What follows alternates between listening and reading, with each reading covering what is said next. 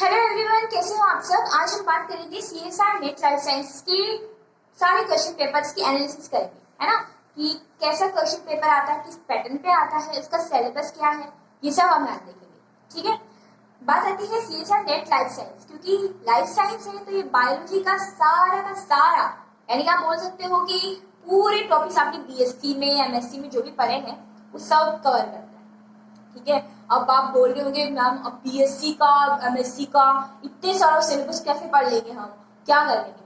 But अब जब हम क्वेश्चन पेपर की एनालिसिस करेंगे ना तो आपको बहुत ही इजी हो जाएगा। यार ये तो बहुत ही इजी है, कोई डिफिकल्ट वाली बात नहीं। ठीक है, चलिए देखते हैं कि इसमें क्या क्या सेक्शन में कैसे कैसे क्वेश्चन पूछते हैं, है ना। तो सबसे पहली बात चलिए देखते हैं। तो आप बात करते हैं सीएसआर नेट लाइफ साइंस की A section. A section cover करता है जनरल एप्टीट्यूड, यानी कि आपको जनरल एप्टीट्यूड से रिलेटेड जो है क्वेश्चंस आपको पूछेगा। ठीक है, जनरल एप्टीट्यूड में क्या क्या क्वेश्चन कवर करेगा वो कवर करेगा। पहले तो हम बात करते हैं इसमें क्वेश्चंस कितने आते हैं। 145 क्वेश्चंस आते हैं, उसमें से आपको 75 क्वेश्चंस अटेम्प्ट करने पड़ते हैं। ठीक है, यानी 145 में से 75 क्वेश्चन आपको अटेम्प्ट करने होंगे। ए सेक्शन जो कि जनरल एप्टीट्यूड से रिलेटेड आता है उसमें 20 क्वेश्चंस आएंगे। 20 में से आपको 15 क्वेश्चन अटेम्प्ट करने पड़ेंगे। ठीक है, बी सेक्शन 35 क्वेश्चन अटेम्प्ट करने पड़ेंगे। डन। और 35 क्वेश्चन आपको अटेम्प्ट करने होंगे, और 35 में से, और जो सी सेक्शन है उसमें आपको 75 में से 25 क्वेश्चन आपको अटेम्प्ट करने पड़ेंगे। अब बात आती है ए सेक्शन की। ठीक है, ए सेक्शन में हर एक क्वेश्चन 2 मार्क्स का रहेगा, उसमें से हाफ मार्क्स जो होगा नेगेटिव मार्किंग करेगा। बी सेक्शन में 2 मार्क्स का क्वेश्चन रहेगा, हाफ मार्क्स नेगेटिव मार्किंग के लिए रहेगा। सी सेक्शन में 4 मार्क्स का रहेगा और 1 मार्क्स जो है आपका नेगेटिव हो जाएगा अगर आपका क्वेश्चन रॉन्ग होता है। ठीक है, अब बात आती है कि जो ए सेक्शन है मैम, ये जो ए सेक्शन है, पहली बात तो ये ध्यान रखना कि हम बायो के स्टूडेंट्स हैं, तो ये जनरल एप्टीट्यूड का क्वेश्चन क्यों पूछेंगे, मैथ्स के क्वेश्चन अब कैसे अटेम्प्ट करेंगे इन क्वेश्चन को। तो देखो बायो के स्टूडेंट्स हैं तो मैथ्स के जो क्वेश्चन इसमें आएंगे इतने टफ नहीं आते हैं, सिंपल आते हैं। बस आपको कुछ कॉन्सेप्ट जो है इससे जो इसका सिलेबस एक बार आपको जाना होता है, इसके एक सारे सिलेबस को कवर करना होता है। लाइक न्यूमेरिकल एबिलिटी पे क्वेश्चन आपको पूछ सकता है, रीजनिंग से रिलेटेड क्वेश्चन पूछ सकता है, या फिर आपको डाटा से रिलेटेड क्वेश्चन पूछ सकता है। ठीक है, अब न्यूमेरिकल एबिलिटी पे आपको एलसीएम पूछ लिया, एचसीएम पूछ लिया, प्रॉफिट पूछ लिया, लॉस पूछ लिया, कंपाउंड इंटरेस्ट, सिंपल इंटरेस्ट, है ना, रेशियो से रिलेटेड, सीरीज से रिलेटेड क्वेश्चन ये क्वेश्चन पूछता है। यानी 10th तक क्लास तक तो हमने ये सब पढ़ाई है। ठीक है ना, और इससे रिलेटेड क्वेश्चन पूछ लेगा। ठीक है, और रीजनिंग से रिलेटेड क्वेश्चन जैसे कि कैलेंडर है, क्लॉक है, डायरेक्शन रिलेटेड से क्वेश्चन पूछ सकता है, लेंथ से रिलेटेड क्वेश्चन आपको मिल सकते हैं इसमें, ग्राफ पूछ सकता है, या मीन मीडियन मोड, इस तरह के डाटा रिलेटेड क्वेश्चन भी आपको पूछ लेता है।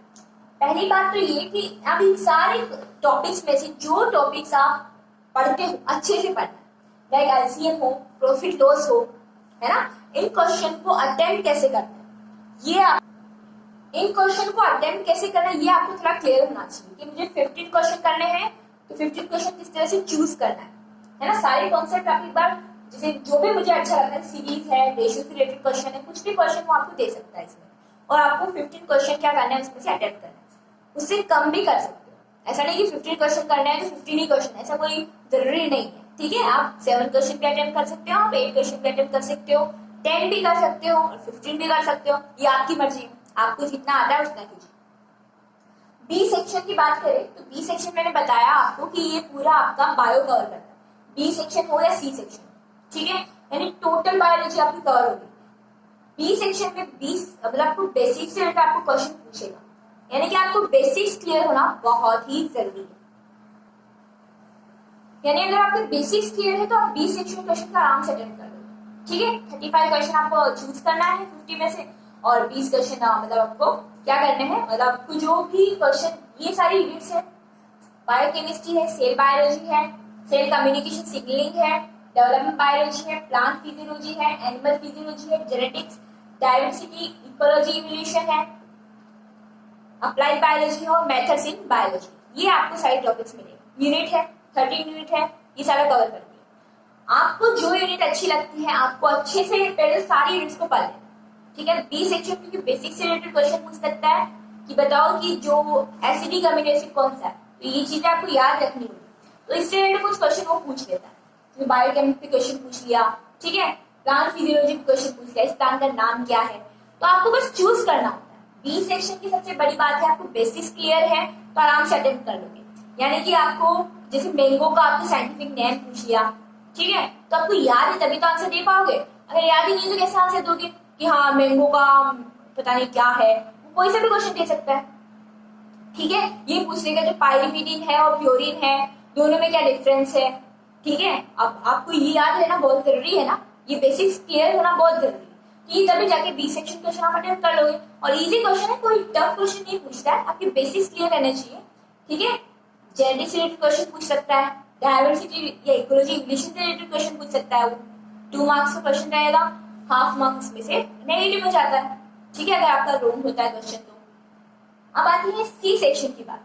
सी सेक्शन में क्योंकि हमें 25 क्वेश्चन अटेम्प्ट करने हैं, 75 में से 25, यानी ये तो बहुत ही कम क्वेश्चन अटेम्प्ट करने हैं हमको, है ना।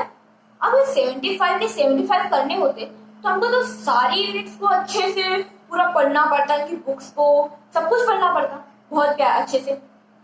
लेकिन मुझे तो 25 क्वेश्चन अटेम्प्ट करने हैं और सारी यूनिट्स में से क्वेश्चन आएंगे, तो यार फिर तो आपको ऐसा याद करना है, ऐसे टॉपिक्स चूज करने हैं जो कि आपको बहुत अच्छे से क्लियर हो। यानी कि अगर जब मैंने CSIR नेट एक्सेस किया था तो मैंने 25 क्वेश्चन चूज किए थे डेवलपमेंट बायोलॉजी के, प्लांट फिजियो के, जेनेटिक्स के, इकोलॉजी और इवोल्यूशन।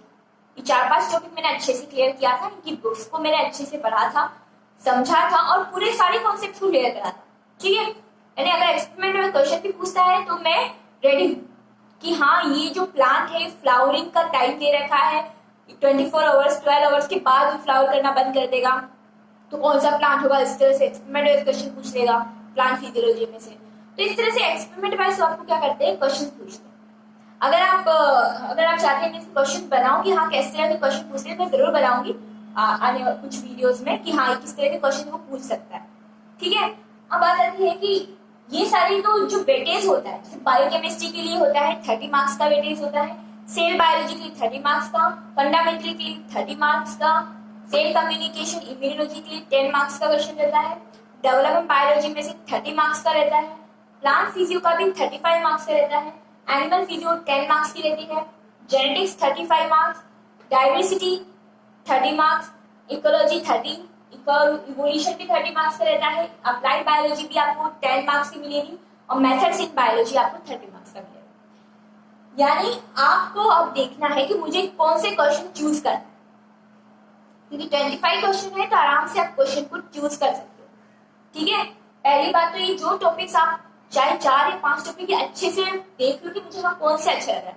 आपको अगर बायोकेमिस्ट्री अच्छा लगता है तो बायोकेमिस्ट्री चूज करो अच्छे से, लेकिन उसको क्लियर करना जरूरी है, ठीक है। लाइक मेरी बॉटनी थी तो मैंने प्लांट फिजियोलॉजी को बहुत अच्छे से क्लियर किया और साथ साथ डेवलपमेंट बायोलॉजी को, इकोलॉजी इवोल्यूशन को, जेनेटिक्स को, ये तो क्लियर मतलब आपको अच्छे से करना ही है, ठीक है। बाकी आप कोई से भी टॉपिक आप जो आपको अच्छा लगता है, जो टॉपिक आप कॉन्सेप्ट अच्छे से बिल्डअप है, आप उन क्वेश्चनों को चूज कर सकते हो, ये आप पर है, ठीक है। तो मतलब चूज करना है इसमें, और कोई भी खेल नहीं है, बाकी खेल है आपको चूज करने का। अगर आपने वो 25 क्वेश्चन अच्छे से छाटे तो मान लो आपको फर्स्ट क्वेश्चन आ गया सेल बायोलॉजी में और आपने सेल बायोलॉजी इतनी अच्छे से पढ़ी नहीं और फिर आप फिर भी वो क्वेश्चन पे लगे हुए, ठीक है। आपको चूज करना है, यानी कि मुझे यार ये क्वेश्चन नहीं आता है, सेल बायोलॉजी क्वेश्चन छोड़ो, मुझे बायोकेमिकल नहीं आता तो नहीं आता छोड़ो, ठीक है। प्लांट फिजियोलॉजी का हाई क्वेश्चन निकाल उसको कर लो, ठीक है। यानी कि आपको पहले चूज करना है 25। मैंने जो चूज किया था तो डेवलपमेंट बायोलॉजी पे, प्लांट फिजियो के, जेनेटिक्स के, इकोलॉजी इवोल्यूशन के क्वेश्चन में चूज करनी 25, ठीक है। उनको एक पेज पे लिख दिया, आपको रफ वर्क मिलेगा, ठीक है। तो ये क्वेश्चन मुझे करने हैं और फिर उन्हीं क्वेश्चन पे गई और अच्छे से उन क्वेश्चन को किया, ठीक है। मान लो 4-5 क्वेश्चन आपको नहीं आते हैं तो छोड़ दो उस क्वेश्चन को, पहले तो मान लो 25 क्वेश्चन अटेंड किए फिर भी आपको 4-5 क्वेश्चन नहीं आ रहे उनमें से, क्या मुझे आते रहे लेकिन मैं इसको बाद में करूंगी, तो 5 क्वेश्चन के लिए वहां तक लीव कर दो, पहुंचो बी सेक्शन पे। बी सेक्शन में आपको 35 क्वेश्चन करने होते हैं, उसमें आप चाहो आपको 25 आ रहे हैं तो 25 कीजिए, 20 आ रहा है तो 20 कीजिए, ठीक है। जितने आपको क्वेश्चन अटेंड हो सकते हैं बी सेक्शन में कीजिए, क्योंकि यहाँ पे वो नहीं करना है कि हाँ ये तो मैंने पढ़ा था लेकिन मुझे याद नहीं आ रहा है, 2-3 ऑप्शन में मुझे कंफ्यूजन लग रहा है तो छोड़ दो क्वेश्चन को, ठीक है। जो आपको बिल्कुल करेक्ट लगता है कि हाँ ये सही है, इसका आंसर लगा लो। लाइक आपका ब्लड ग्रुप क्या है, बी पॉजिटिव, पता है ना, तो मतलब तो लगा दो आंसर। अब आप बोल रहे हो कि यार पिरीमिडिन के जो 6th पोजीशन पे कौन सा जो है कौन सा एटम जाके जुड़ता है, कौन सा अमीनो एसिड जाके जुड़ता है, नाइट्रोजन बेस जाके जुड़ता है, आपको पता ही नहीं है कुछ भी, आप लगा लो हाँ ये भी जुड़ सकता है, ये भी जुड़ सकता है, तब तो प्रॉब्लम हो जाएगी। जो आपको बिल्कुल सही आता है कि हाँ ये सही है, ये मुझे पता था, उस क्वेश्चन को अटेम्प्ट कीजिए बी सेक्शन में। और ए सेक्शन में आप चाहे 5 क्वेश्चन अटेम्प्ट करते हो कोई प्रॉब्लम नहीं, आपको बस सी सेक्शन को बहुत अच्छे से क्लियर करना है, क्योंकि आपके 25 क्वेश्चन यानी कि 25 क्वेश्चन अगर सही हो जाते हैं तो 4 क्वेश्चन 1 मार्क हर एक क्वेश्चन है, तो कितने हो गए 100। और C S and net life के लिए कितने चाहिए होते हैं 200 में से 110, यानी 110 के मतलब आ जाते हैं तो आपको सी एस एंड नेट जरा क्लियर है, बहुत ही बढ़िया है। मुझे अगर 25 क्वेश्चन मिल जाए तो 100 क्वेश्चन 100 मार्क्स से इसमें से मिल रहा है। तो सी सेक्शन को जितनी हो सके प्रैक्टिस कीजिए, जितने हो सके इन सारे क्वेश्चन की प्रैक्टिस कीजिए। बी और सी सेक्शन है, मुझे सी सेक्शन कैसे क्वेश्चन चूज करना है, हाँ ये क्वेश्चन मैं कर लूंगी, हाँ ये बिल्कुल सही है, ठीक है। अगर आप इस तरह से क्वेश्चन को चूज करते हैं तो आप आराम से सी एस एंड नेट को क्वालिफाई कर सकते हैं, कोई भी प्रॉब्लम नहीं है। डन। सो पहली बात तो ये तो क्लियर हुआ कि हाँ अब आपकी मर्जी है आपको क्वेश्चन क्या अटेम्प्ट करना है, कौन से यूनिट से किस तरह के क्वेश्चन आपको समझने हैं और चूज करने हैं, ये आप कर सकते हैं, ठीक है। तो ये सारे आपके रहे यूनिट्स, यानी ये सेक्शन आप 5 क्वेश्चन भी करते हो तो भी कोई प्रॉब्लम नहीं है। ऐसे में समझना मैथ्स आ रही है मैम, तो मैम हम मैथ्स को कैसे करेंगे, हम सी सेक्शन बी सेक्शन को इसको करो ना पहले अच्छे से, फिर ए सेक्शन की बात करना कि हम 4-5 क्वेश्चन भी सही हो जाते हैं, कोई प्रॉब्लम नहीं, ठीक है। 10 हो जाते तो बहुत ही अच्छा। लाइक मेरे 8 क्वेश्चन सही थे इसमें से, और बी सेक्शन में मेरे 30 क्वेश्चन सही थे, और सी सेक्शन मेरे 23 क्वेश्चन जो है वो सही थे, ठीक है। तो मेरे 145 मार्क्स आए थे, है ना, सी एस आर नेट के लिए। तो आप देख सकते हैं कि आपको किस तरह से क्वेश्चन जो है चूज करना है, कौन से क्वेश्चन वहां पे अटेम्प्ट करना है, बस यही सी एस आर नेट का है। इसमें ऐसा नहीं कि 145 क्वेश्चन है तो 145 क्वेश्चन करके आ गए, ठीक है। 75 क्वेश्चन अटेम्प्ट करना है तो उतने ही करने हैं, उससे ज्यादा नहीं करना। कम आ रहे हैं कोई प्रॉब्लम नहीं है, जितना आपको आता है उतने कीजिए, ठीक है।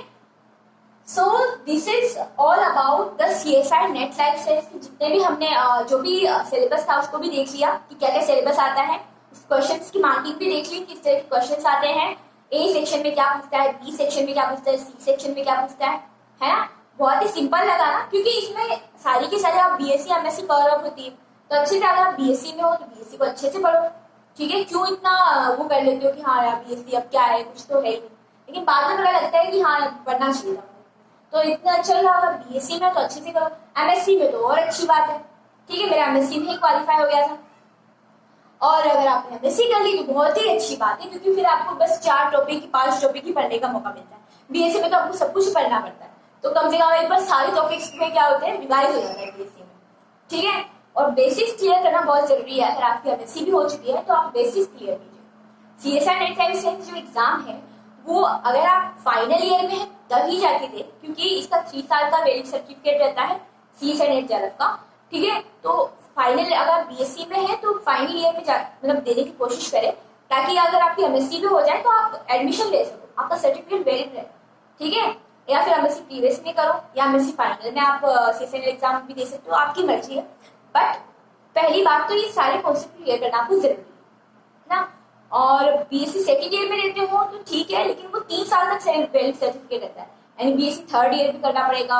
अगर आपकी बीएससी क्लियर है तो अगर सेकंड ईयर में दे रहे हो तो फिर थर्ड फोर्थ फिर 2 साल बाद तो कैसे वैलिड रहेगा, क्या एमएससी तो 2 साल की रहती है ना, उसके बाद नेट जेआरएफ आप वो हो सकते हो, पीएचडी मेंबर हो सकते हो, ठीक है। तो ये थोड़ी चीज आपको ध्यान रखनी है कि कब आपको एग्जाम, उससे पहले आप प्रिपरेशन कर लो।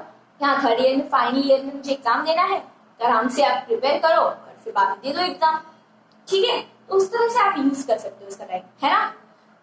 सो बीएससी में वैसे सीएसआर नेट लाइसेंस नहीं, आप दूसरे एग्जाम भी दे सकते हैं, लाइक आईआईटी जेएम है ना, तो ये फाइनल ईयर में दीजिए। और ये जो टीफर है ना टाटा इंस्टीट्यूट का, ये भी एग्जाम दे सकते हो आप बीएससी में, तो कोई प्रॉब्लम बात नहीं है, आप दूसरे एग्जाम भी दे सकते हो। पर सीएसआर नेट लाइसेंस के लिए बेटर ऑप्शन है कि आप फाइनल ईयर में इसका एग्जाम दीजिए, ठीक है, ताकि आपका 3 साल तक, अगर 2 साल में आपका एमएससी हो जाता है तो मतलब 1 साल तो कम से कम रहेगा उस सर्टिफिकेट की वैलिडेशन के लिए, तो आप आराम से पीजी में कहीं भी एनरोल कर सकते हैं। डन।